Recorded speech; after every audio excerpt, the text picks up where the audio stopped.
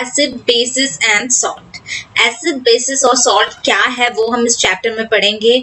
कौन से जो सब्सटेंस हैं वो एसिड में आते हैं, बेस में आते हैं, और कौन सी चीजें सॉल्ट में आती हैं, वो सारी चीजें इसमें देखेंगे। तो शुरू करते हैं कि जैसे हमने लर्न किया था अपने प्रीवियस क्लासेस में कि सोर और बीटर टेस्ट के फूड जो होते हैं ये बिकॉज ऑफ एसिड और बेस होता है। मतलब किसी फूड में अगर एसिड है तो वो आपको सोर लगेगा, बेस है तो वो बिटर लगेगा, इस तरह से जो प्रेजेंट होते हैं उनके अंदर। अगर कोई फैमिली में है जो सफर हुआ है प्रॉब्लम ऑफ एसिडिटी से, बहुत ईट करने के बाद ओवर ईटिंग से, तो कौन सी फॉलोइंग चीजें हैं जो आप सजेस्ट करेंगे एक रेमेडी के थ्रू, या एक रेमेडी कहकर या मेडिसिन कहकर। लेमन जूस आप उसे देंगे, विनेगर देंगे, या बेकिंग सोडा देंगे, बेकिंग सोडा का सोल्यूशन। तो ये जो है ये हमें बताता है ये हम कैसे फाइंड कर सकते हैं। तो एसिड और बेस क्या है सबसे पहले ये जानना जरूरी है। तो वो प्रॉपर्टी मतलब कौन सी प्रॉपर्टी है आपको ऐसा लगता है जब आप चूज करेंगे इस रेमेडी को, तो श्योरली हम ऐसी हमारे नॉलेज में जो चीज है वो ये है कि ऐसी प्रॉपर्टी वाली चीज को यूज करेंगे जिसके अंदर ability of acid and base जो है उसे नलिफाई करने की, उनके इफेक्ट्स को नलिफाई करने की कैपेबिलिटी हो। मतलब अगर ऐसा है कि एसिड जो है अगर ज्यादा हो गया है तो उस एसिड को उसकी मात्रा में लाने के लिए उतना बेस जो है वो करना, उतना बेस जो है वो देना जरूरी है। वही प्रॉपर्टी हम यूज कर सकते हैं। अब रिकॉल कीजिए कि किस तरह से हमने टेस्ट किया सोर और बिटर सब्सटेंस को। उससे आप कैसे मतलब फाइंड कर सकते हैं कि सोर है या बिटर है वो सब्सटेंस, उसे टेस्ट किए बिना, टेस्टिंग उसका ना हो तो टेस्टिंग किए बिना अगर आप करेंगे तो कैसे फाइंड आउट करेंगे। तो हम ऑलरेडी जानते हैं कि एसिड जो है वो सोर होता है, टेस्ट में खट्टा होता है जिसे कह सकते हैं, और चेंज जो है उसका कलर अगर आप मतलब चेक करेंगे तो ब्लू लिटमस पेपर को रेड कन्वर्ट करता है या रेड में बदल देता है। वहीं अगर बेसिस की बात करें तो ये बिटर होता है, मतलब कड़वा होता है, और ये चेंज करता है रेड लिटमस पेपर को ब्लू में। लिटमस एक नेचुरल इंडिकेटर है। टर्मरिक जो है मतलब हल्दी जो है उसे भी हम इंडिकेटर का रूप दे सकते हैं, इंडिकेटर कह सकते हैं। आपने कभी नोटिस किया है कि स्टेन अगर है किसी करी का या किसी सब्जी का, अगर आपके व्हाइट क्लॉथ पे लगा हुआ है तो रेडिश ब्राउन हो जाता है जब आप सोप का यूज करते हैं, मतलब आप साबुन का यूज करते हैं उसे निकालने के लिए, जो बेसिक होता है नेचर में, और जब स्क्रब किया जाता है उसके ऊपर तो उसका कलर रेडिश ब्राउन हो जाता है। तो ऐसा क्यों होता है? ये टर्न करता है येलो, अगेन येलो हो जाता है जब आप उस क्लॉथ को वॉश करते हैं बहुत सारे पानी से। आप यूज कर सकते हैं सिंथेटिक इंडिकेटर्स को जैसे कि मिथाइल ऑरेंज या फिनोलेप्थिलीन जो होता है, ताकि टेस्ट कर सकें एसिड और बेसिस को। इस चैप्टर में हम स्टडी करेंगे रिएक्शंस ऑफ एसिड और बेसिस की, किस तरह से एसिड और बेसिस जो हैं वो कैंसिल आउट होते हैं, एक दूसरे के इफेक्ट को कैंसिल आउट करते हैं, और बहुत सारी इंटरेस्टिंग चीज हम इसमें देखेंगे। बहुत सारे इंटरेस्टिंग इश्यूज, टॉपिक्स जो हैं वो हम देखेंगे जो हम यूज करते हैं और देखते हैं हमारे डे टू डे लाइफ में। एक और चीज याद ये कि क्या आपको पता है लिटमस सोल्यूशन पर्पल डाई होता है, एक तरह से पर्पल कलर का डाई होता है जो एक्सट्रैक्ट किया जाता है लीचेन से। लीचेन एक प्लांट होता है जो बिलोंग करता है डिवीजन ऑफ थाइलोफाइटा से, और ये कॉमनली यूज होता है इंडिकेटर के रूप में। जब लिटमस सॉल्यूशन एसिडिक भी नहीं है और बेसिक भी नहीं है तो उसका कलर पर्पल होता है। बहुत सारे अदर नेचुरल मटेरियल्स भी हैं जैसे कि red cabbage leaves, turmeric, coloured petals कुछ फ्लावर्स के जैसे कि हाइड्रेगिया, बाद में पेटूनिया और गेरानियम। तो ये जो है ये भी इंडिकेट करते हैं प्रेजेंस ऑफ एसिड और बेस को उस सॉल्यूशन के अंदर, और इसी को कहते हैं एसिड बेस इंडिकेटर्स और समटाइम्स सिंपली इंडिकेटर्स।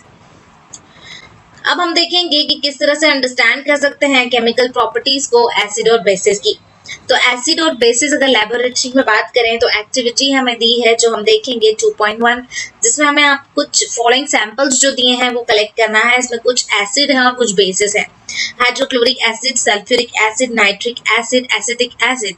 ये एसिड आपको लेने हैं, while sodium hydroxide base, calcium hydroxide, potassium hydroxide, magnesium hydroxide और अमोनियम हाइड्रोक्साइड। ये कुछ सैंपल्स आपको कलेक्ट करना है।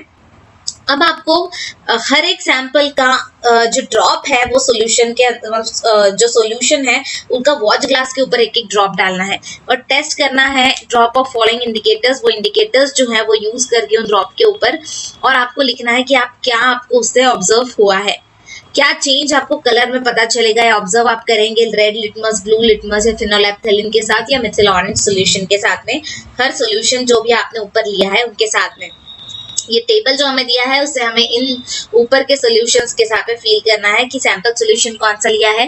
रेड लिटमस सॉल्यूशन या रेड लिटमस पेपर पे क्या उसका असर होगा, ब्लू लिटमस पे क्या होगा, फिनोलेप्थेलिन से क्या होगा, मेथिल ऑरेंज पर क्या इफेक्ट होगा।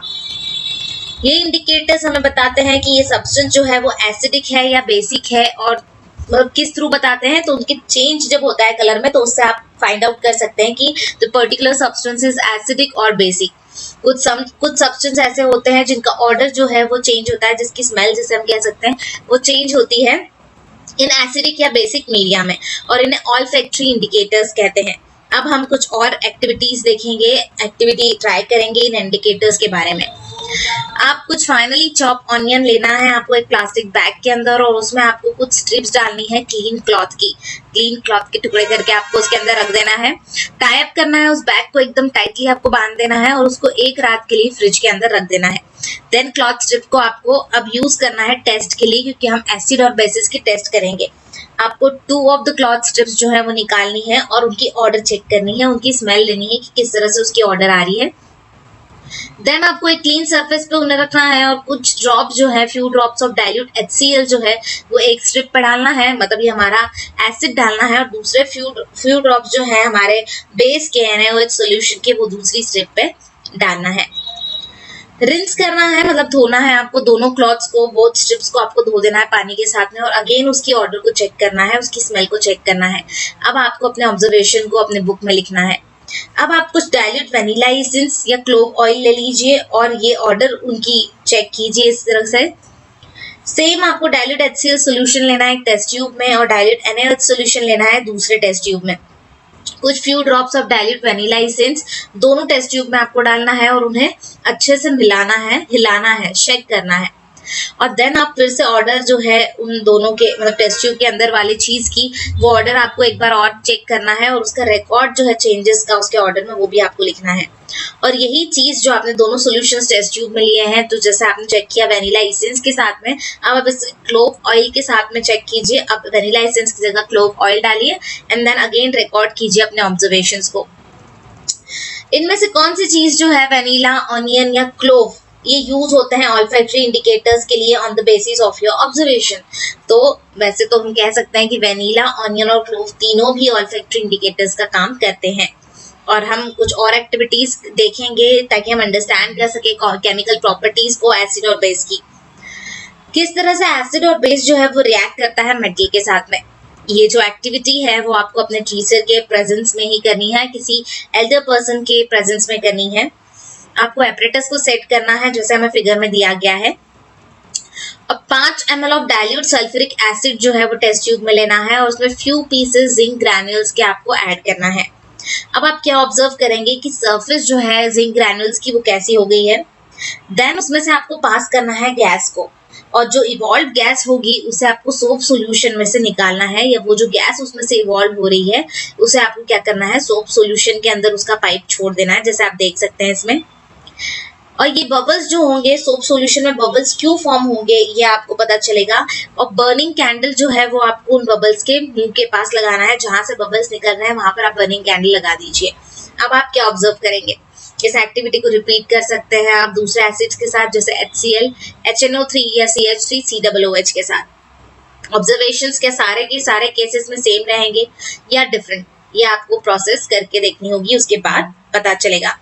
अगर हम यहाँ देखें तो यहाँ देख सकते हैं आप कि एक स्टैंड पे हमने ये सारा का सारा डाइल्यूट सल्फ्यूरिक एसिड लेकर उसमें जिंक ग्रैन्यूल्स डाले हैं, टेस्ट ट्यूब के अंदर ये सब लिया है, एंड देन जो गैस उसमें से निकल रही है वो डिलीवरी ट्यूब के थ्रू हमने क्या की, सोप सॉल्यूशन के अंदर छोड़ दी।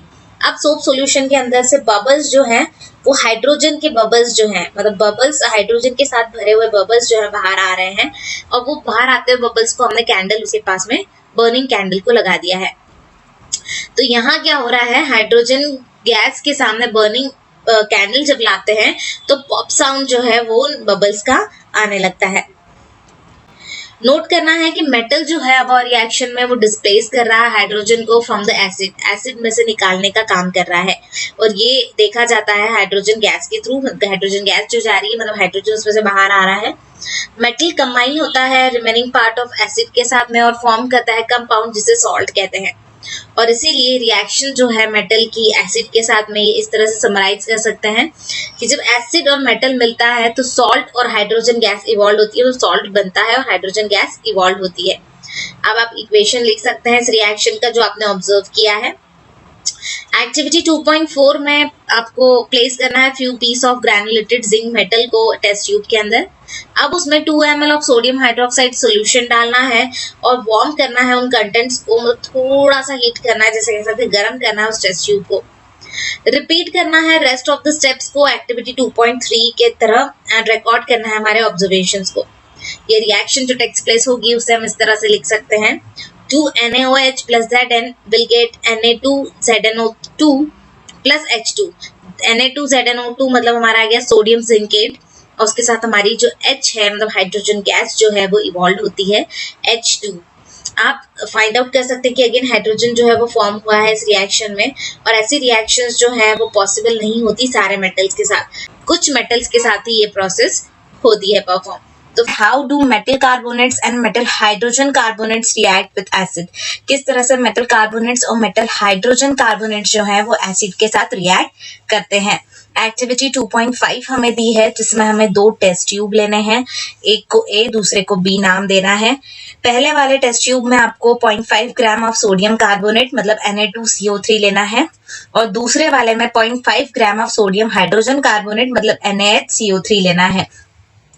अब आपको दोनों टेस्ट ट्यूब्स है उसके अंदर 2 ml ऑफ डाइल्यूट HCl जो है हाइड्रोक्लोरिक एसिड जो है वो ऐड करना है और फिर आप क्या ऑब्जर्व करेंगे, आपको देन वो जो आप ऑब्जर्व कर रहे हैं उसके बाद में टेस्ट ट्यूब में से गैस जो प्रोड्यूस हो, मतलब एक गैस को आपको निकालना है बाहर, उसमें से पास करना है दोनों को in case through lime water मतलब कैल्शियम हाइड्रोक्साइड सॉल्यूशन में से जो शो की गई है फिगर 2.2 में, और फिर अपने ऑब्जर्वेशंस को रिकॉर्ड करना है। आप देख सकते हैं यहाँ पर हमें क्या बताया, टेस्ट ट्यूब ए के ऊपर प्रोसेस करते हुए दिखा रहे हैं जिसमें हमें टेस्ट ट्यूब ए के अंदर क्या किया है, डाइल्यूट हाइड्रोक्लोरिक एसिड डाला है, कार्बन डाइऑक्साइड गैस उसके अंदर से हम पास कर रहे हैं, एक थिसल फनल है स्टैंड के ऊपर लगाया हुआ है, कॉर्क ऊपर से लगाया हुआ है, एंड देन वो जो गैस उसमें से निकल रही है उसे हम डिलीवरी ट्यूब के थ्रू एक टेस्ट ट्यूब में ले रहे हैं जिसमें कैल्शियम हाइड्रोक्साइड सोल्यूशन है। तो उससे आपको क्या पता चल रहा है या उससे क्या ऑब्जर्व हो रहा है, नीचे रिएक्शंस हमें दी हैं जो ऑकर हो रही हैं वो एक्टिविटी के थ्रू, वो इस तरह से होगी कि टेस्ट ट्यूब ए जो है जिसमें Na2CO3 जो सॉलिड फॉर्म में था, मतलब कि हमारा सोडियम कार्बोनेट जो था वो सॉलिड फॉर्म में जब वो रिएक्ट करता है हाइड्रोक्लोरिक एसिड के साथ में जो एक्वियस था मतलब वाटर में मिला हुआ HCl जो था उसके साथ रिएक्ट करता है तो हमें देता है NaCl एक्वियस में प्लस H2O मतलब वाटर देता है लिक्विड फॉर्म में और CO2 गैस इवॉल्व होती है। टेस्ट ट्यूब बी में देखें तो NaCO3 जो हमारा सोल्यूशन है सोडियम हाइड्रोजन कार्बोनेट का, वो जब रिएक्ट करता है HCl के साथ जो एक्वियस है तो ये देता है NaCl एक्वियस फॉर्म में प्लस H2O लिक्विड फॉर्म में प्लस CO2 गैस फॉर्म में। जब पास करते हैं हम कार्बन डाइऑक्साइड गैस को जो इवॉल्व हुई है लाइम वाटर के थ्रू, तो CaOH/2 जो एक्वियस फॉर्म में है लाइम वाटर हमारा, वो CO2 गैस से जब पास किया जाता है या प्रेजेंस ऑफ CO2 गैस में जब पास किया जाता है तो विल गेट CaCO3 जो सॉलिड फॉर्म में होता है प्लस वाटर हमें मिलेगा in the form of H2O मतलब लिक्विड फॉर्म में वाटर हमें मिलेगा। जब पास करेंगे एक्सेस कार्बन डाइऑक्साइड को इस फॉलोइंग रिएक्शन में तो ये किस तरह से होगी, CaCO3 सॉलिड फॉर्म में है प्लस उसको वाटर के साथ में मतलब H2O में मिलाकर लिक्विड फॉर्म में जो है उसके बाद में CO2 गैस से हम इवॉल्व कर रहे हैं तो will get soluble in water ऐसा CaHCO3/2 मिलेगा जो एक्वियस फॉर्म में होगा मतलब वाटर में सोल्यूबल होगा। लाइमस्टोन, चॉक या मार्बल ये डिफरेंट फॉर्म्स है कैल्शियम कार्बोनेट के, और सारे मेटल कार्बोनेट जो हैं या हाइड्रोजन कार्बोनेट जो हैं वो रिएक्ट करते हैं एसिड के साथ ताकि करस्पॉन्डिंग सॉल्ट कार्बन डाइऑक्साइड और वाटर हमें एज अ बाय प्रोडक्ट दे सकें। और इसीलिए ये रिएक्शन को हम समराइज कर सकते हैं इस तरह से, मेटल कार्बोनेट या मेटल हाइड्रोजन कार्बोनेट जब एसिड के साथ रिएक्ट करता है तो ये हमें सॉल्ट देता है, कार्बन डाइऑक्साइड देता है और वाटर देता है। इस चीज को आपको बहुत अच्छे से याद रखनी है। ये जो ब्लू लाइन जो मैंने अभी पढ़ी है जो समराइज फॉर्म है रिएक्शन का, इसे आप याद रखेंगे तो आपके लिए बहुत आसान होगा कोई भी रिएक्शन को बनाना है, कोई भी रिएक्शन को किस तरह से बैलेंस करना है, किस तरह से उसका आउटपुट आएगा ये। अब हम देखेंगे how do acid and bases react with each other, एक दूसरे के साथ कैसे रिएक्ट करते हैं। तो एक्टिविटी 2.6 में आपको 2 ml of dilute NaOH solution लेना है एक टेस्ट ट्यूब में और ऐड करना है 2 ड्रॉप्स ऑफ फेनोलेफ्थैलिन सोल्यूशन। बाद में आप देखेंगे कलर ऑफ सोल्यूशन क्या होगा। फिर आपको डाइल्यूट HCl सोल्यूशन लेना है। अब वो सोल्यूशन में ड्रॉप बाय ड्रॉप डालना है। जैसे हमने फेनोलेफ्थैलिन डाला था वैसे HCl डालना है। क्या अब आपको कोई चेंज दिखेगा कलर में इस रिएक्शन मिक्सचर के? कौन सा कलर जो है फेनोलेफ्थैलिन का चेंज होगा क्या जब आप ऐड करेंगे एक एसिड को? HCl जैसा हमने ऐड किया था तो क्या उसके बाद कलर चेंज हुआ? नाउ आपको फ्यू ड्रॉप्स ऑफ NaOH डालना है। अब वो मिक्सचर में NaOH हमारा बेस है, वो अगर हम डालते हैं मिक्सचर में तो क्या पिंक कलर जो था फेनोलेफ्थैलिन का वो रीअपीयर हो जाएगा या पहले जैसा वो कलर आ जाएगा? क्या लगता है आपको क्या होगा? वो हमें यहाँ दिया हुआ है कि अबो एक्टिविटी में हम ऑब्जर्व करेंगे कि इफेक्ट जो है बेस का वो नलिफाई हो जाता है एसिड के थ्रू या वाइस वर्सा। मतलब अगर कोई सोल्यूशन है जिसके अंदर आपने एसिड डाला है जिसके कारण उसका कलर चेंज हुआ है तो आप उसमें अगर बेस मिलाते हैं तो वो अपने कलर को वापस ले लेगा। ये जो पहले वाला उसका कलर था वो आ जाएगा, एसिड को वो नलिफाई कर देगा। और ये रिएक्शन इस तरह से होगी, NaOH जो एक्वियस फॉर्म में है प्लस HCl मिलाएंगे तो हमें NaCl मिलेगा और H2O मतलब लिक्विड फॉर्म में वाटर जो है वो हमें मिलेगा। रिएक्शन जो है एसिड और बेस के बीच में ये सॉल्ट और वाटर देती है और इसी प्रोसेस को न्यूट्रलाइजेशन रिएक्शन भी कहते हैं। जनरल में न्यूट्रलाइजेशन रिएक्शन को लिखा जाता है अगर हम देखें समराइज फॉर्म में तो base plus acid will get salt plus water. Reaction of metallic oxide with acid. अब मेटेलिक ऑक्साइड्स की बात करें तो एसिड के साथ कैसी रिएक्शन होती है? तो हमें small amount of copper oxide लेना है एक बीकर में और डाइल्यूट हाइड्रोक्लोरिक एसिड जो है वो धीरे धीरे उसको हिलाते हिलाते मतलब स्टर करते करते उसमें ऐड करते जाना है। अब आप देखिए सोल्यूशन का कलर आपको नोट करना है। क्या आपको लगता है कि क्या होगा कॉपर ऑक्साइड के साथ में? तो आप नोटिस करेंगे कि कलर जो है सोल्यूशन का ये ब्लू ग्रीन कलर का हो गया है कॉपर ऑक्साइड जब डिसॉल्व किया गया उसके अंदर तब। और ब्लू ग्रीन कलर जो है सोल्यूशन का ये because of formation of copper chloride, उस रिएक्शन में कॉपर क्लोराइड का फॉर्मेशन हुआ है इसीलिए ब्लू ग्रीन कलर हमें दिख रहा है। जनरल रिएक्शन अगर हम देखें मेटल ऑक्साइड और एसिड के बीच में तो ये समराइज फॉर्म में इस तरह लिखी जाती है, मेटल ऑक्साइड प्लस एसिड हम मिलाएंगे तो हमें सॉल्ट और वाटर मिलेगा। अब हम राइट करेंगे और बैलेंस करेंगे इक्वेशन को। अब रिएक्शन की जो हमने लिखी है उसको आप ट्राई कर सकते हैं कैसे रिएक्शन लिखेंगे आप। सिंस मेटेलिक ऑक्साइड जब रिएक्ट करता है एसिड के साथ में तो सॉल्ट और वाटर देता है, तो सिमिलर रिएक्शन बेस के साथ अगर करें किसी एसिड की तो मेटेलिक ऑक्साइड को इसीलिए बेसिक ऑक्साइड भी कहा जाता है। 216 हमारा जो टॉपिक है वो है reaction of non metallic oxide with base. अब नॉन मेटेलिक ऑक्साइड की बात करें, अभी तक हम मेटेलिक ऑक्साइड की बात की थी एसिड के साथ, नॉन मेटेलिक ऑक्साइड की बात बेस के साथ करें तो जैसे हमने रिएक्शन देखा कार्बन डाइऑक्साइड और कैल्शियम हाइड्रोक्साइड मतलब लाइम वाटर के बीच में एक्टिविटी 2.5 में, उसी तरह कैल्शियम हाइड्रोक्साइड जो एक बेस है वो जब रिएक्ट करता है कार्बन डाइऑक्साइड के साथ में तो ये प्रोड्यूस करता है सॉल्ट और वाटर को। और ये सिमिलर है to the reaction between base and acid और इसीलिए हम कंक्लूड कर सकते हैं कि नॉन मेटेलिक ऑक्साइड्स जो हैं वो एसिडिक होते हैं नेचर में। अब हमारा टॉपिक है what do all acid and all basis have in common. सारे एसिड्स के अंदर कौन सी प्रॉपर्टी कॉमन होगी या सारे बेसिस के अंदर कौन सी प्रॉपर्टीज कॉमन होंगी ये हम देखेंगे। तो सेक्शन 2.1 में हमने देखा था कि सारे एसिड जो है उनके पास सिमिलर केमिकल प्रॉपर्टीज होती है जिसके कारण सिमिलैरिटीज जो है कौन सी चीज है जिसके कारण सिमिलैरिटी उनकी प्रॉपर्टीज में आती है। तो हमने एक्टिविटी 2.3 में देखा था कि सारे एसिड जो है वो जनरेट करते हैं हाइड्रोजन गैस को जब वो रिएक्ट करते हैं मेटल्स के साथ में। तो हाइड्रोजन जो है ये कॉमन होता है सारे एसिड्स में। अब हम परफॉर्म करेंगे एक एक्टिविटी ताकि इन्वेस्टिगेट कर सकें या पता लगा सकें कि क्या सारे कंपाउंड जिनके अंदर हाइड्रोजन है वो एसिडिक हैं। एक्टिविटी 2.8 जिसमें हम एक सोल्यूशन लेना है ग्लूकोज, अल्कोहल, हाइड्रोक्लोरिक एसिड या सल्फ्यूरिक एसिड का। फिक्स करना है आपको 2 नेल्स एक कॉक के ऊपर, आप देख सकते हैं हमारे डायग्राम में दिया गया है, और उस कॉक को आपको 100 ml बीकर के अंदर रख देना है। कनेक्ट करना है आपको दोनों नेल्स जो आपने इसके ऊपर लगाई हैं उन्हें 2 टर्मिनल से और 6 वोल्ट बैटरी से उसे बल्ब के साथ जोड़ देना है और एक स्विच भी उसमें आपको लगाना है जैसे शो किया गया है फिगर में। अब आपको पोर करना है कुछ डाइल्यूट हाइड्रोक्लोरिक एसिड बीकर के अंदर और स्विच करना है करंट को। अब रिपीट करना है यही प्रोसेस सल्फ्यूरिक एसिड के साथ में। क्या ऑब्जर्व करेंगे आप, मतलब आपने जो ऊपर हमने सॉल्यूशंस लिए थे अलग अलग थे, तो सबसे पहले हमने हाइड्रोक्लोरिक एसिड के साथ ट्राई किया, क्या आपको मिला है वो ऑब्जर्व करके रिकॉर्ड लिखना है। देन सल्फ्यूरिक एसिड के साथ में रिपीट करना है इस एक्सपेरिमेंट को आपको सेपरेटली ग्लूकोज के साथ भी और अल्कोहल सोल्यूशन के साथ भी। और अब आप क्या ऑब्जर्व करेंगे, क्या बल्ब सारे केसेस में ग्लो हो रहा होगा, ये आपको देखना है। तो यहाँ हमें क्या होगा कि बल्ब जो है वो ग्लो करना स्टार्ट करेगा एसिड्स के केस में, जैसे शो किया है 2.3 में। पर आप ऑब्जर्व करेंगे कि ग्लूकोज और अल्कोहल सोल्यूशन जो है वो इलेक्ट्रिसिटी को कंडक्ट नहीं करते। ग्लोइंग ऑफ बल्ब जो है वो इंडिकेट करता है कि फ्लो ऑफ इलेक्ट्रिक करंट जो है ये सोल्यूशन के थ्रू हो रहा है, इसीलिए वो बल्ब जो है वहां तक उसका इलेक्ट्रिक करंट पहुंचा है और इसलिए वो ग्लो किया है। तो इलेक्ट्रिक करंट जो है वो कैरिड होता है थ्रू सोल्यूशन आयंस के थ्रू। आयंस के अंदर से इलेक्ट्रिक करंट कैसे जाएगा, मतलब सॉल्यूशन के अंदर से कैसे जाएगा, तो ये जो आयंस होते हैं वो आयंस उसे ले जाने का काम करते हैं। और सिंस कैटायन जो प्रेजेंट होते हैं एसिड्स में वो H पॉजिटिव जैसे है, ये सजेस्ट करता है कि एसिड प्रोड्यूस करते हैं हाइड्रोजन आयंस को H positive that is aqueous solution के अंदर, जो रिस्पॉन्सिबल होते हैं उनके एसिडिक प्रॉपर्टीज के लिए। रिपीट करना है सेम एक्टिविटी को आपको अल्कलीज का यूज करके, अल्कलीज जैसे कि सोडियम हाइड्रोक्साइड या कैल्शियम हाइड्रोक्साइड। और क्या आप कंक्लूड करेंगे आपके रिजल्ट से इस एक्टिविटी में आपको करके देखना होगा। अल्कलीज को हम कह सकते हैं कि ये वो बेसिस हैं जो वाटर में डिसॉल्व होते हैं। What happens to an acid or a base in a water solution? Water solution के अंदर एसिड और बेस के साथ क्या होता है, तो क्या एसिड प्रोड्यूस करते हैं आयंस को सिर्फ एक्वियस सोल्यूशन में? अब हम इस चीज को टेस्ट करेंगे।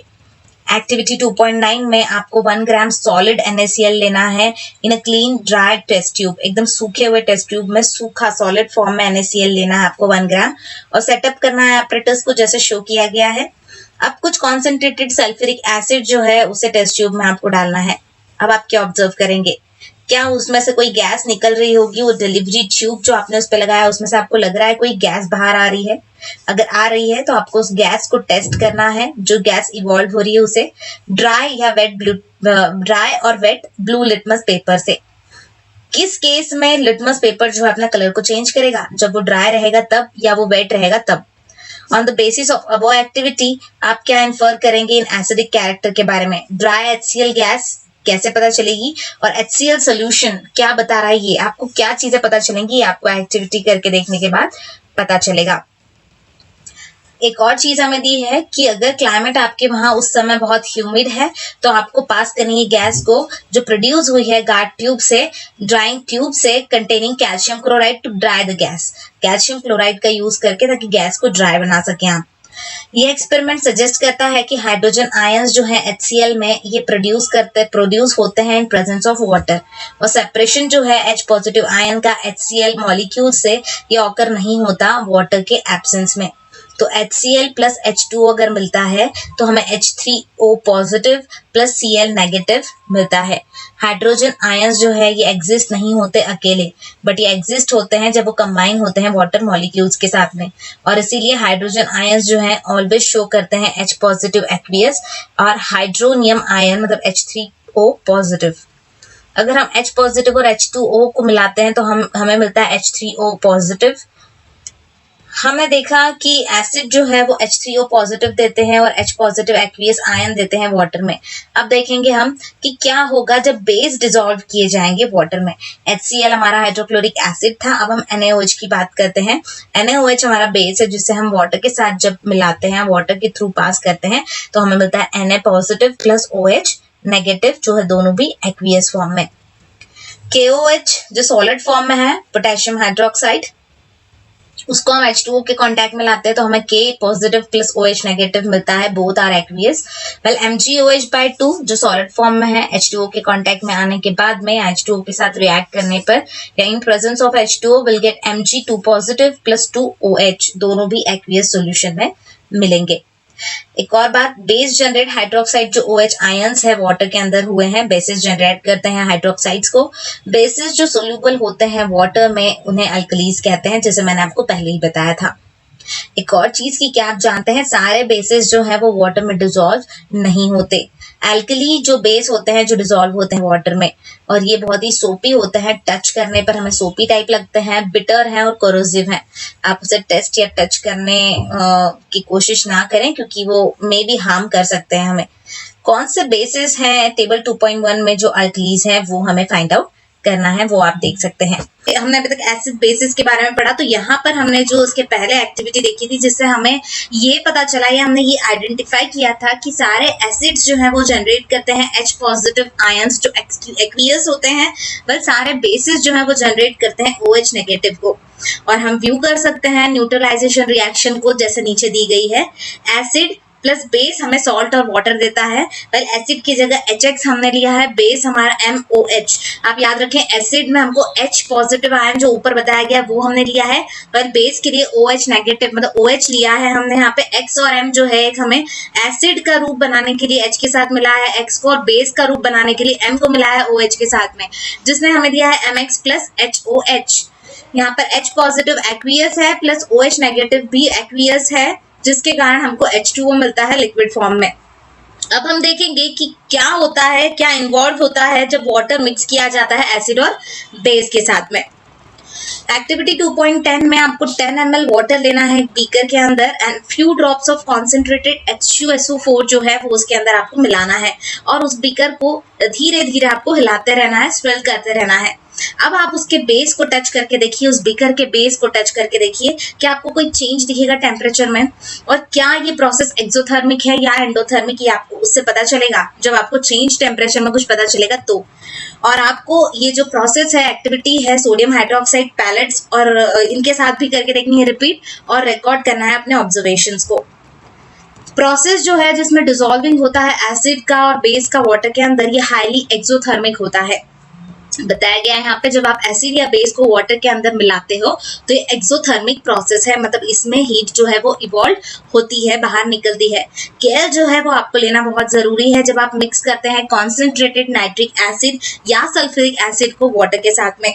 एसिड जो है ऑलवेज ऐड किया जाना चाहिए स्लोली वाटर के अंदर, कांस्टेंट स्टीरिंग के साथ में। मतलब ऐसा नहीं है कि सिर्फ वाटर के अंदर आपने उल्टा दिया या डाल दिया, क्योंकि ऐसा करने से क्या हो सकता है कि एक बर्निंग जो है वो हो सकती है। तो आपको धीरे धीरे डालना है और उसको साथ में स्टिर भी करते रहना है।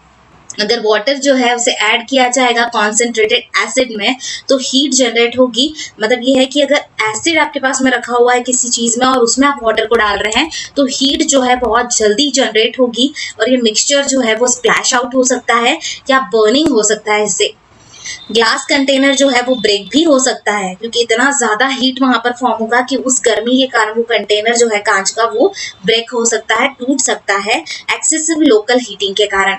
लुकआउट करना है फॉर आपको देखने को मिलेंगी जब भी आप कोई कॉन्सेंट्रेटेड सल्फ्यूरिक एसिड देखेंगे या सोडियम हाइड्रोक्साइड के पैलेट्स की बोतल देखेंगे तो उसमें आप देख सकते हैं हमें फिगर 2.5 में इस तरह का वार्निंग बनाया हुआ आपको एक पैच दिखेगा जिस पर लिखा है वार्निंग साइन डिस्प्ले की जाती है कंटेनर के ऊपर जिसके अंदर कॉन्सेंट्रेटेड एसिड या बेस रखे होते हैं।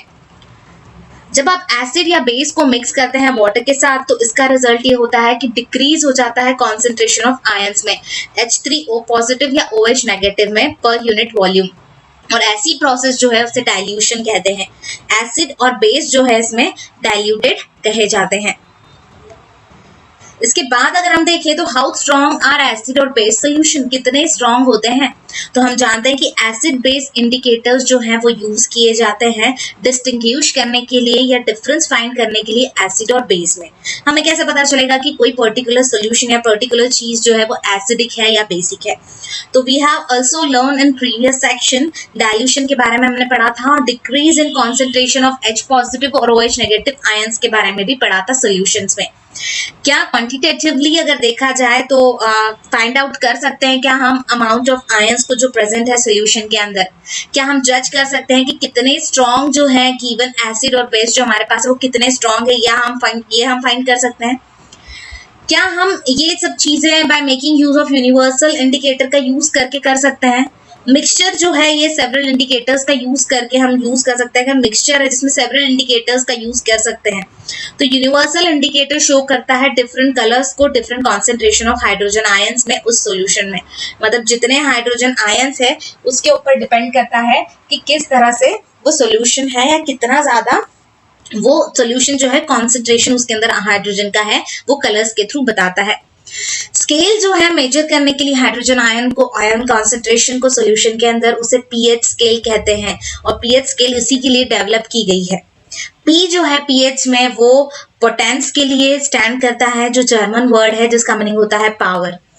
पीएच स्केल की बात करें तो हम मेजर कर सकते हैं पीएच को 0 वैल्यू से शुरू होता है, जिसका मतलब होता है वेरी एसिडिक। अगर 0 है तो सबसे ज्यादा एसिडिक माना जाता है। वहीं 14 हमारी स्केल का एंड पॉइंट होता है, जिसे वेरी अल्कलाइन कह सकते हैं, सबसे ज्यादा बेसिक या वेरी अल्कलाइन।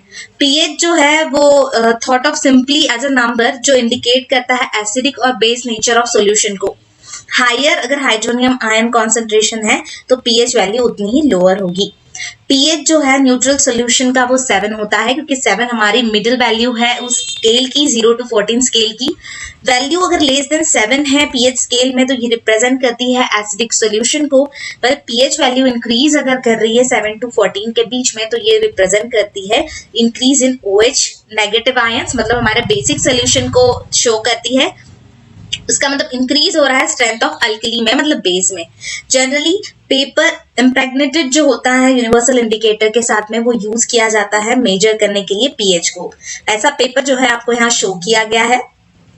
इसमें आप देख सकते हैं जो ब्लू पोर्शन है वो हमारा एसिडिक नेचर बता रहा है और हमारा व्हाइट पोर्शन जो है वो बेसिक नेचर बता रहा है। 7 हमारा न्यूट्रल पॉइंट है, 0 हमारा मोस्ट एसिडिक और 14 हमारा मोस्ट बेसिक पार्ट बता रहा है। इसलिए ब्लू वाला जो पार्ट है उसमें H पॉजिटिव आयंस बनाए गए हैं, वही व्हाइट वाले में OH नेगेटिव आयंस बनाए गए हैं। H की तरफ जब 7 से जा रहा है, 7 से 0 की तरफ जा रहा है तो इंक्रीज हो रहा है H पॉजिटिव आयन कॉन्सेंट्रेशन में। वही अगर 7 to 14 की तरफ मूव हो रहा है तो यहाँ डिक्रीज हो रहा है H पॉजिटिव आयन में, या may be OH negative ions का इंक्रीज हो रहा है। वेरिएशंस जो है पीएच के वो change in concentration of H positive या OH नेगेटिव आयंस के बेस पे किए जाते हैं। एक्टिविटी 2.11 में आपको पीएच वैल्यू जो है इन सॉल्यूशंस की वो टेस्ट करनी है, जो टेबल 2.2 में दिए गए हैं। अपने ऑब्जर्वेशंस को भी आपको इसमें फील करना है और नेचर कैसा है इस सब्सटेंस का on the basis of your observation you have to write. आपको लिखना है कि वो एसिडिक है या अल्कली है, मतलब बेस है, इस तरह से आपको लिखना है। एक और चीज यहाँ दी है, जैसे सलाइवा की बात करें, बिफोर मील अगर आप अपने माउथ का सलाइवा देखते हैं, आफ्टर मील आपको देखना है उसमें आपको कलर जो है पीएच पेपर का वो कैसा आपको दिख रहा है, ये चीज आपको पीएच पेपर पे लेनी है। उसके बाद कलर किस तरह चेंज हो रहा है उसके थ्रू आप उसकी पीएच वैल्यू फाइंड कर सकते हैं। जैसे आप यहाँ देख सकते हैं पीएच जो है कॉमन सब्सटेंसेस का वो शो किया गया है। जैसे गैस्ट्रिक जूस की बात करें तो जब गैस्ट्रिक जूस को आप पीएच पेपर पे डालते हैं तो वो 1 जो आपको दिख रहा है उस तरह का कलर जो है लाइट ऑरेंज कलर जो है वो दिखता है, जो अबाउट 1.2 होता है, मतलब ये बहुत ही बेसिक एसिडिक की तरफ आ गया है। लेमन जूस 2.2 है, ये भी एसिडिक है।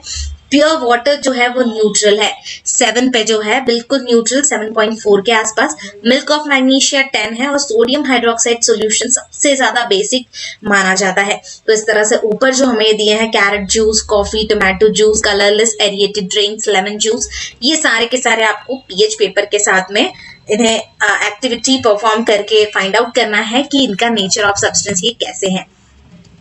स्ट्रेंथ जो है एसिड और बेसिस की ये डिपेंड करती है number of H positive ions और OH नेगेटिव आयंस जो प्रोड्यूस हुए हैं उसके ऊपर।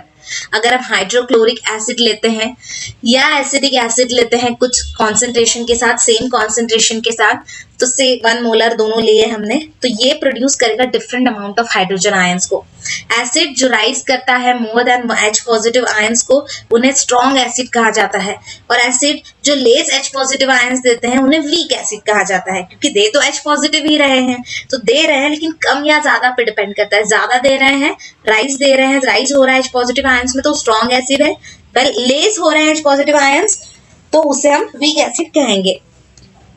और उसी तरह से क्या हम स्ट्रॉन्ग और वीक बेस के बारे में भी कह सकते हैं? एग्जैक्टली हम कह सकते हैं जो अगर ज्यादा राइज करेगा OH नेगेटिव आयंस में तो वो स्ट्रॉन्ग बेस है, वेल वहीं अगर कोई बेस जो है वो OH नेगेटिव आयंस लेस जो है राइज कर रहा है तो उसे हम वीक बेस कहेंगे। इंपॉर्टेंस क्या है पीएच का हमारी एवरीडे लाइफ में? तो क्या प्लांट्स और एनिमल्स जो हैं वो पीएच सेंसिटिव होते हैं या उनके ऊपर भी पीएच का असर होता है? तो यस, हमारी बॉडी जो है वो वर्क करती है पीएच रेंज के अंदर 7.0 से 7.8 तक, और लिविंग ऑर्गेनिजम्स जो है वो सरवाइव कर सकते हैं जब ये नैरो रेंज है पीएच की चेंज ना हो, only in the narrow range, इसके अंदर ही हमारी अगर पीएच चेंज होती है तो ही हम सरवाइव कर सकते हैं। अगर इससे ज्यादा या इससे कम होती है तो we can't survive. PH of rain water जो है अगर लेस देन 5.6 हो गया तो वो एसिड रेन कहा जाता है।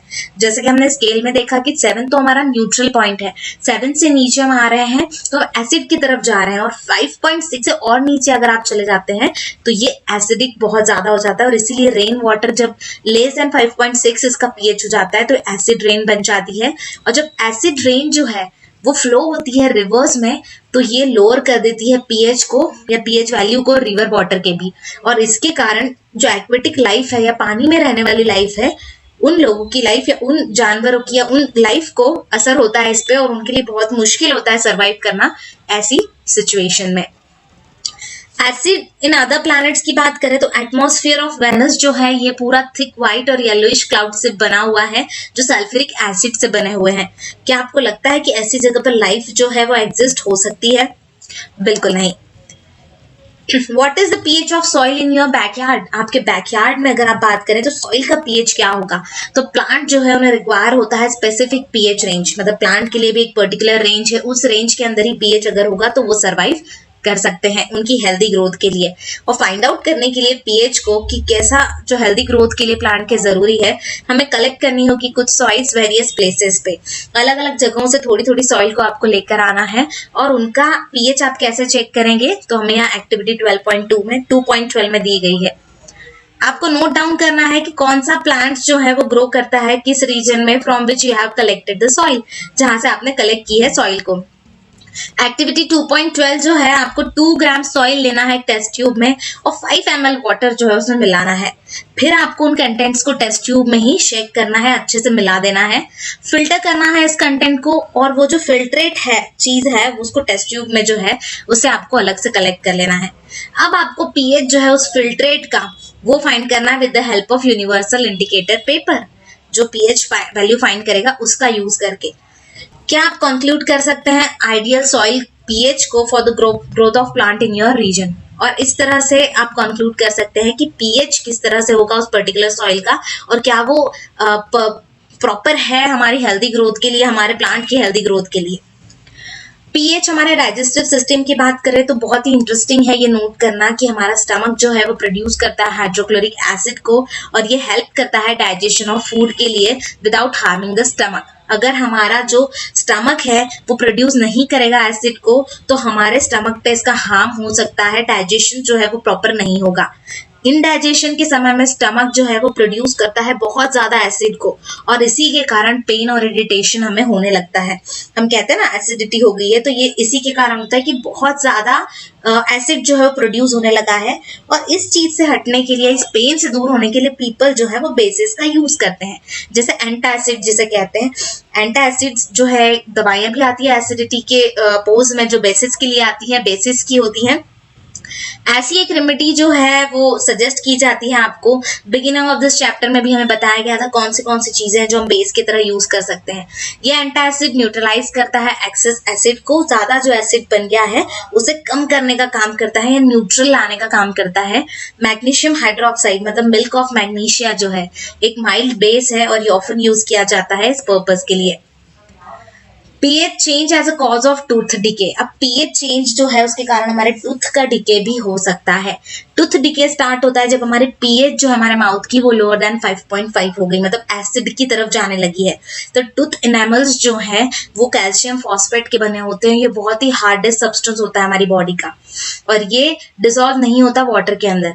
बट जब ये कोरोडेड हो जाते हैं, मतलब ये जब घिसने लगते हैं, जैसे हम कह सकते हैं, जब पीएच जो है हमारे माउथ का बिलो 5.5 हो जाए, बैक्टीरिया जो प्रेजेंट होते हैं हमारे माउथ में वो प्रोड्यूस करते हैं एसिड्स को बाय डिग्रेडेशन ऑफ शुगर और फूड पार्टिकल्स जो हमारे माउथ में रह गए खाना खाने के बाद में। इसीलिए कहते हैं कि खाना खाने के बाद में इस तरह की चीजें, हमारे फूड पार्टिकल्स जो है माउथ में कहीं भी ना रहे, प्रॉपरली हमें हमारे माउथ को वॉश करना चाहिए।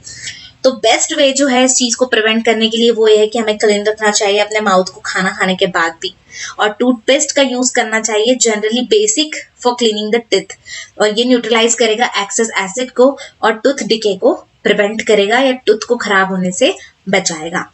Safe defence bye animal and plant through chemical warfare. Chemical warfare से प्लांट्स और एनिमल्स को कैसे बचा सकते हैं? तो क्या आपने कभी हनी बी का स्टंग देखा है? आपको कभी हुआ है कि हनी बी ने आपको काटा हो?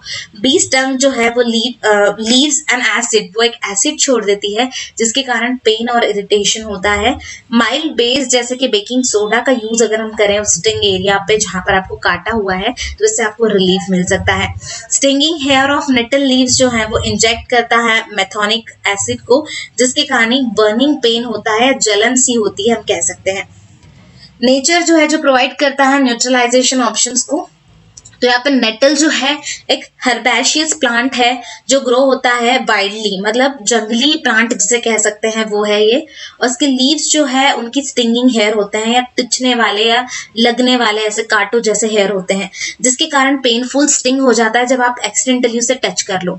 अनजाने में अगर आपसे टच हो गया तो आपको ऐसा लगेगा कि कुछ कांटे जैसा आपको लगा है, और ये due to methanoic acid. Methanoic acid जो है वो सिक्रीट होता है उनके थ्रू। ट्रेडिशनल रेमेडी जो है इसमें, या जनरली जो रेमेडी या एक इससे बचने के लिए, स्टिंगिंग को जलन से बचने के लिए एक रेमेडी जो बताई उसमें आपको रबिंग करना है उस एरिया को लीफ ऑफ डॉग प्लांट से। डॉग प्लांट की लीफ को अगर आप उस जगह पर रब करेंगे तो you will get the relief, और जो ऑफन ग्रो होती है beside the nettle in the wild. क्या आप गैस कर सकते हैं नेचर कैसा होगा डॉग प्लांट का?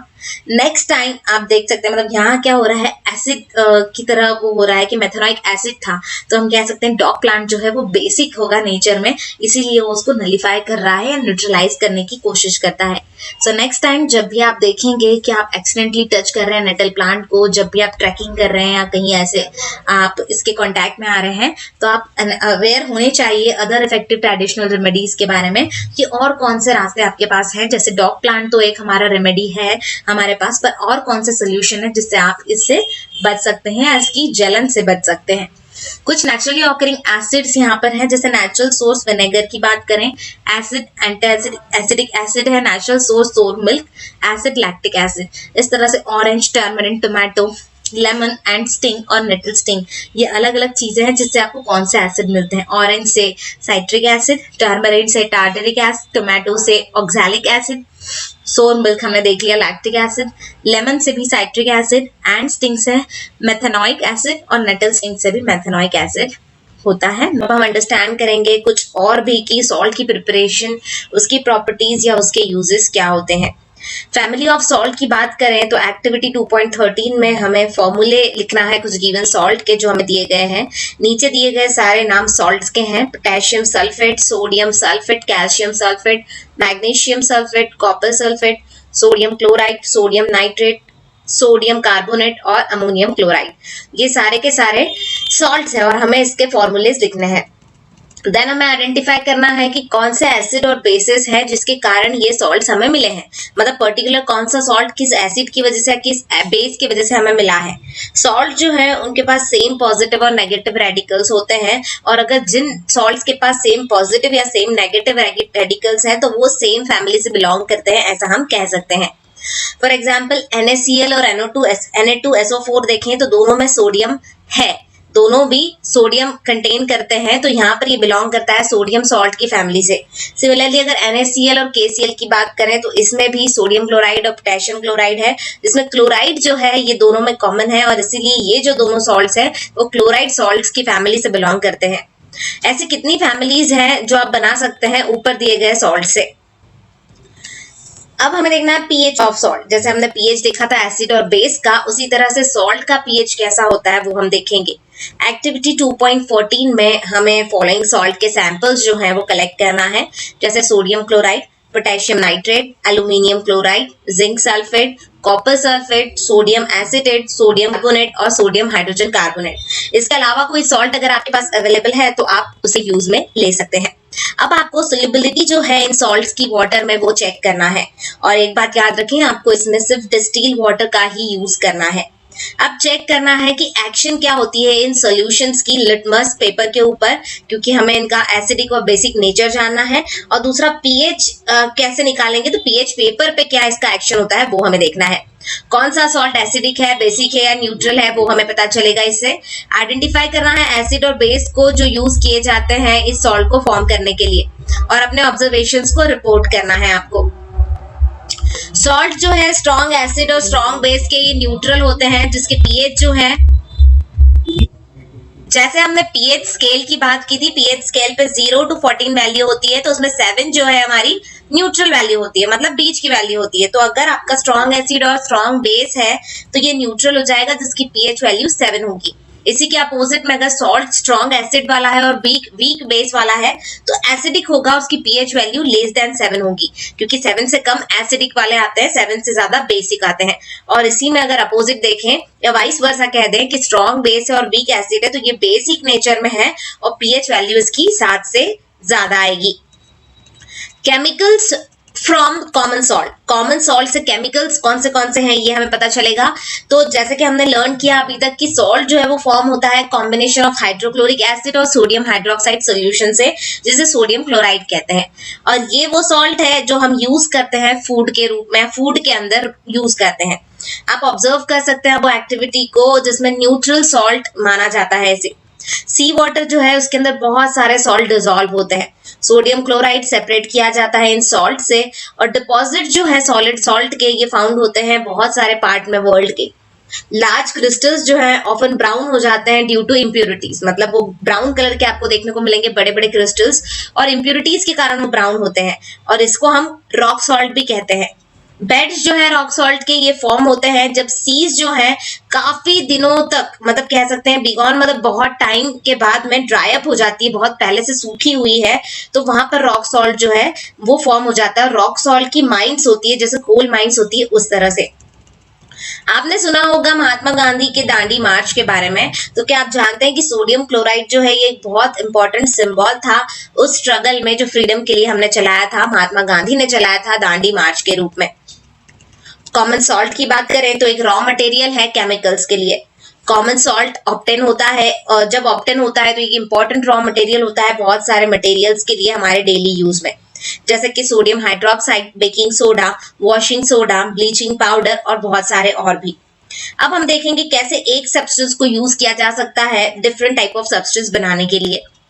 सोडियम हाइड्रोक्साइड, जब इलेक्ट्रिसिटी पास होती है एक्वियस सॉल्यूशन से सोडियम क्लोराइड के, मतलब जिसे हम ब्राइन कहते हैं, तो ये डिकम्पोज हो जाता है सोडियम हाइड्रोक्साइड फॉर्म करने के लिए, और ये प्रोसेस को कहते हैं क्लोर अल्कली प्रोसेस, क्योंकि प्रोडक्ट जो फॉर्म हुए हैं वो क्लोर का मतलब होता है क्लोरीन के लिए और अल्कली यूज होता है सोडियम हाइड्रोक्साइड के लिए।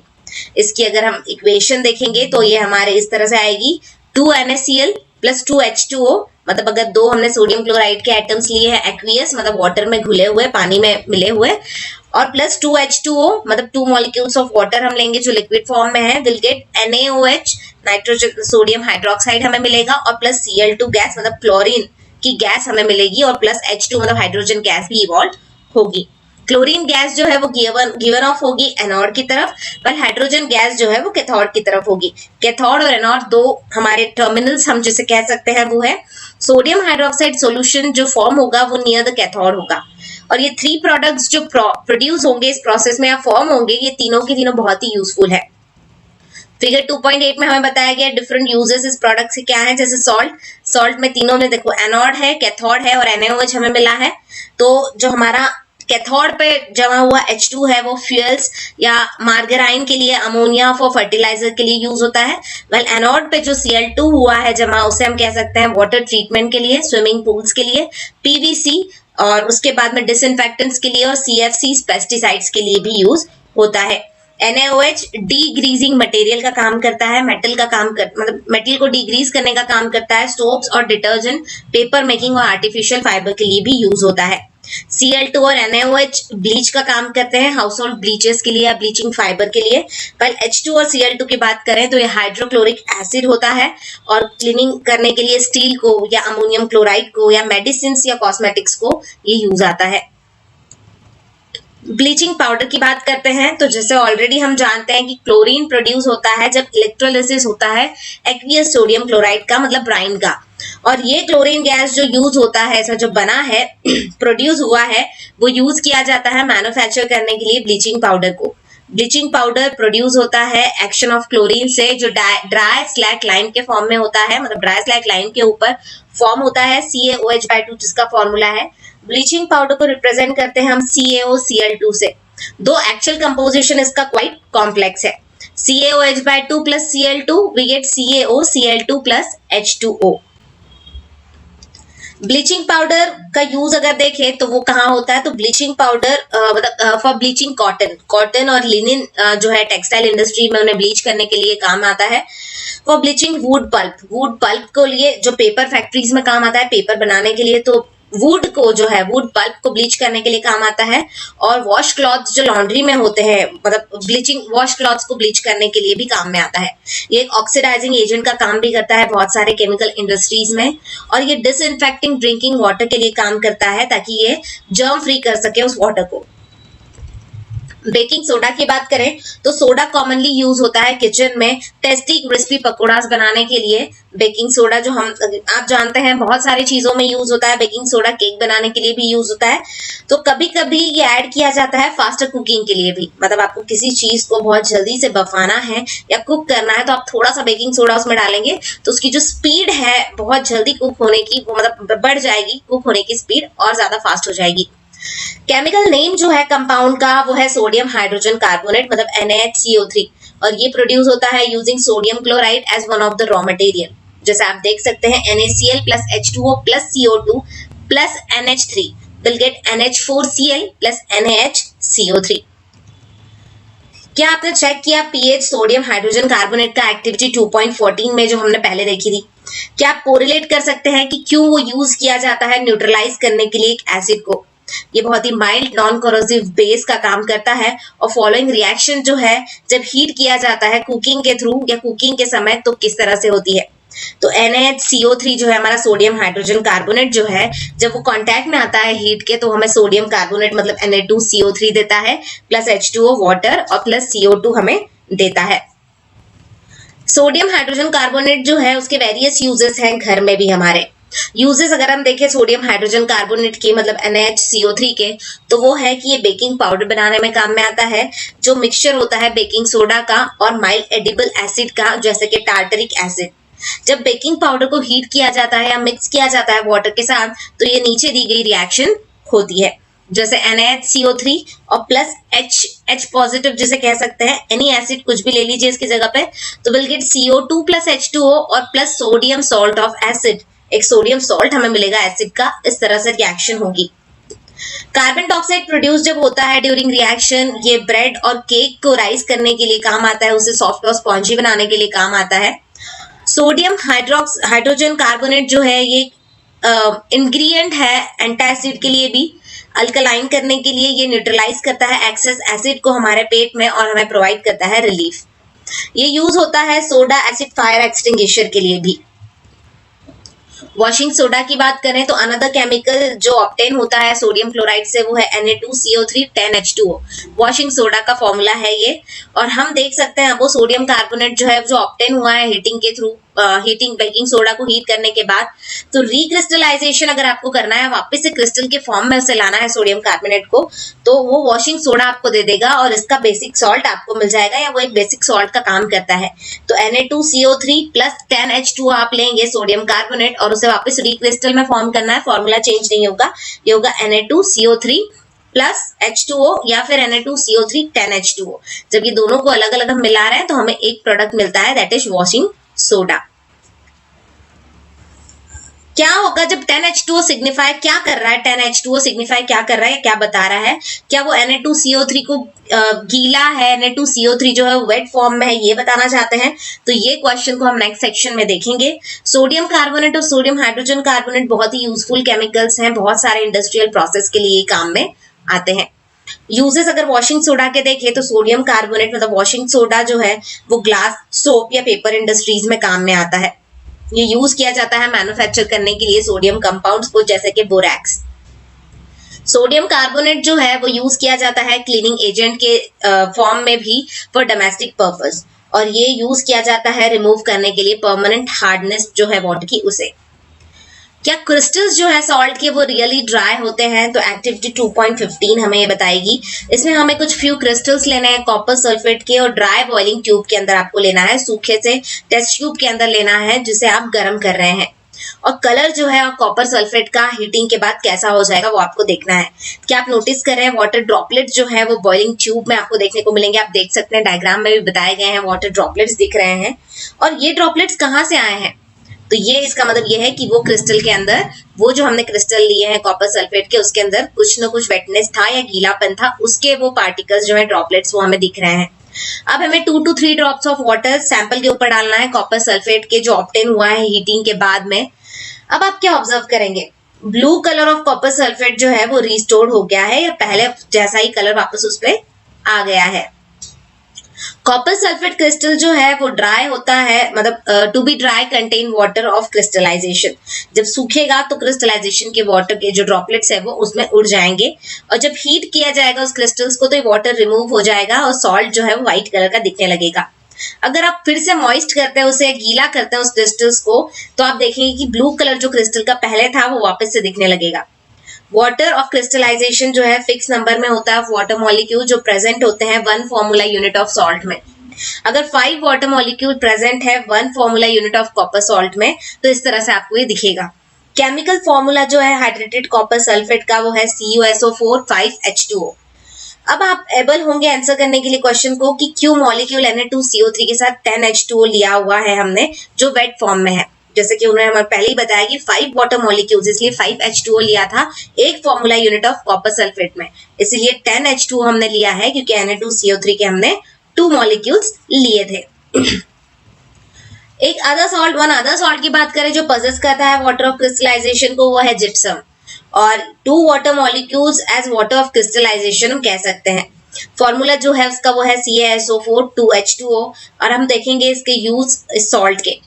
प्लास्टर ऑफ पेरिस आप देख सकते हैं, जब आप हीट करते हैं जिप्सम को 373 केल्विन पे तो ये लूज कर देता है वाटर मॉलिक्यूल्स को और कैल्शियम सल्फेट हेमीहाइड्रेट बन जाता है, मतलब CaSO4 और हाफ H2O, और इसी को कहते हैं प्लास्टर ऑफ पेरिस। सब्सटेंस जो डॉक्टर्स यूज करते हैं in the form of plaster for supporting fracture bones. Fracture जब हो जाता है तो हमें जो प्लास्टर लगाया जाता है वो इसी के थ्रू होता है, प्लास्टर ऑफ पेरिस से ही बनता है ताकि हमारी बोन्स जो है वो राइट पोजीशन में आ जाए।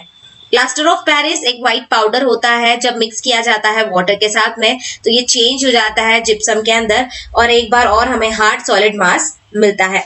ये हार्ड सॉलिड मास जो है हमारी बोन को राइट पोजीशन में रखने का काम करता है। प्लास्टर ऑफ पेरिस का formula CaSO4 half H2O plus 1.5 H2O and we get CaSO4 into 2H2O। ये जिप्सम हमें मिला है। नोट करना है कि only half of water molecule जो है वो शो किया जा रहा है attach as with water of crystallization. तो कैसे हम हाफ ऑफ वाटर मॉलिक्यूल हमने क्यों यहाँ पर लिया है, तो ये रिटर्न किया गया है इस फॉर्म में क्योंकि 2 फॉर्मूला यूनिट जो है CaSO4 के वो शेयर करते हैं 1 मॉलिक्यूल ऑफ वाटर और यहाँ पे हमारे पास CaSO4 1 उसकी यूनिट है, ओनली 1 यूनिट है, तो हम हाफ वाटर जो है वो यूज करेंगे, half molecule of water use करेंगे। इसीलिए प्लास्टर ऑफ पेरिस को यूज किया जाता है टॉयज बनाने के लिए, मटेरियल्स जो डेकोरेशन के लिए काम में आते हैं जैसे फ्लावर पॉट्स हैं या डिफरेंट कह सकते हैं शो पीसेस हैं, और सरफेस को स्मूथ करने के लिए भी काम आता है। आपको ट्राई टू फाइंड आउट, मतलब आपको फाइंड आउट करना है कैल्शियम सल्फेट हेमीहाइड्रेट को प्लास्टर ऑफ पेरिस क्यों कहा जाता है। तो इस तरह से फ्रेंड्स हमने यहाँ तक इस चैप्टर को कंप्लीट किया है।